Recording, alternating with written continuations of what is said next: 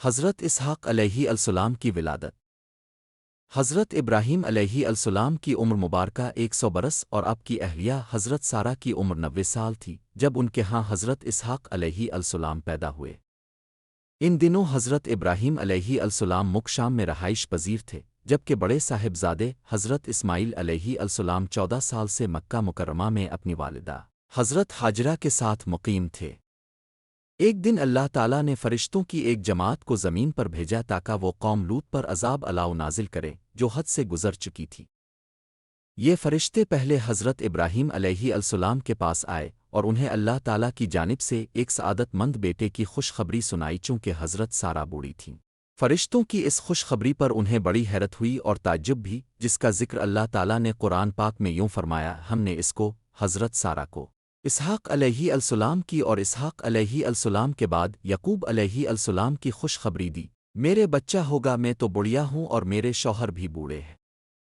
یہ تو بڑی عجیب بات ہے۔ فرشتوں نے کہا، کیا تم اللہ کی قدرت سے تعجب کرتی ہو؟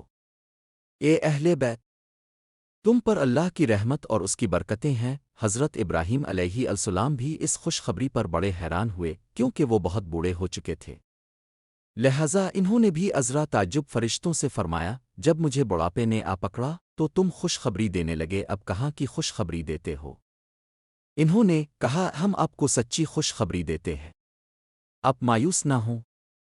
غرض حضرت اسماعیل علیہ السلام کی پیدائش کے 14 سال بعد اللہ تعالیٰ نے آپ کو ایک اور سعادت مند فرزند حضرت اسحاق علیہ السلام عطا فرمائے، جس پر حضرت ابراہیم علیہ السلام بار بار اللہ تعالیٰ کا شکر ادا کرتے تھے۔ قرآن پاک میں ارشاد باری تعالیٰ ہے، ابراہیم علیہ السلام نے کہا، اللہ کا شکر ہے جس نے مجھے اس بڑھاپے میں اسماعیل اور اسحاق بخشے، بے شک میرا پروردگار دعاؤں کو سننے والا ہے۔ حضرت اسحاق علیہ السلام کی پیدائش اسی سال ہوئی جس سال حضرت ابراہیم علیہ السلام اور حضرت اسماعیل علیہ السلام نے اللہ کا گھر خانہ کعبہ تعمیر کیا۔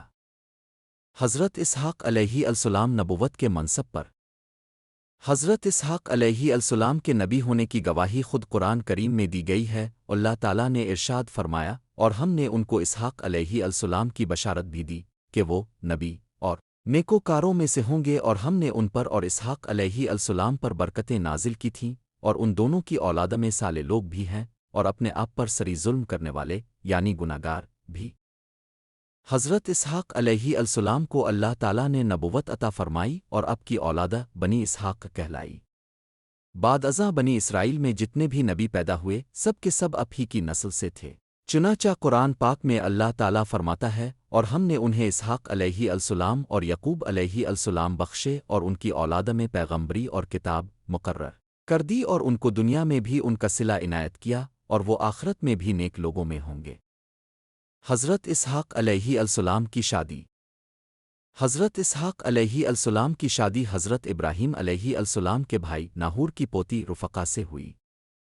شادی کے وقت حضرت اسحاق علیہ السلام کی عمر 40 سال تھی۔ انہیں اولاد کی بڑی خواہش اور تمنا تھی، جس کے لیے وہ بارگاہ الہی میں دعائیں کیا کرتے تھے۔ آپ کی دعائیں قبول ہوئیں اور شادی کے 20 برس بعد اللہ تعالیٰ نے آپ کو 2 جڑواں بیٹے عطا فرمائے۔ پہلے کا نام محسو رکھا گیا، جسے اہل عرب محس کے نام سے پکارتے ہیں، ان کی اولاد رومی کہلائی۔ دوسرے کا نام یعقوب رکھا گیا، جن کا لقب اسرائیل تھا، اور ان کی نسل بنی اسرائیل کہلائی۔ حضرت اسحاق علیہ السلام کا قرآن مجید میں ذکر۔ اللہ جل شانہ نے اپنے مقدس کتاب قرآن پاک میں حضرت اسحاق علیہ السلام کا ذکر 16 مرتبہ فرمایا ہے۔ سورۃ البقرہ کی آیات 133، 136، 140، سورہ العمران کی آیت 84، سورۃ النساء کی آیت 163، سورہ الانعام کی آیت 84، سورہ عبد کی آیت 71، سورہ یوسف کی 2 آیات 6 اور 38، سورہ ابراہیم کی آیت 39، سورہ مریم کی آیت 49، سورۃ الانبیاء کی آیت 72، سورہ عنکبوت کی آیت 27، سورہ الصفت کی آیت 112، 113 اور سورہ سعاد کی آیت 45 میں آپ کا ذکر آیا ہے۔ حضرت اسحاق علیہ السلام کی وفات۔ حضرت اسحاق علیہ السلام نے 180 سال کی عمر میں وفات پائی، جبکہ بعض کتب میں 160 برس تحریر ہے۔ وفات کے وقت اب کے دونوں صاحبزادے محض اور حضرت یعقوب علیہ السلام اب کے پاس موجود تھے، جنہوں نے آپ کو اپنے دادا حضرت ابراہیم علیہ السلام کے پہلو میں دفن کیا۔ بعض محققین نے حضرت اسحاق علیہ السلام کے زمانے کا تعین 23 صدی قبل مسیح کیا ہے۔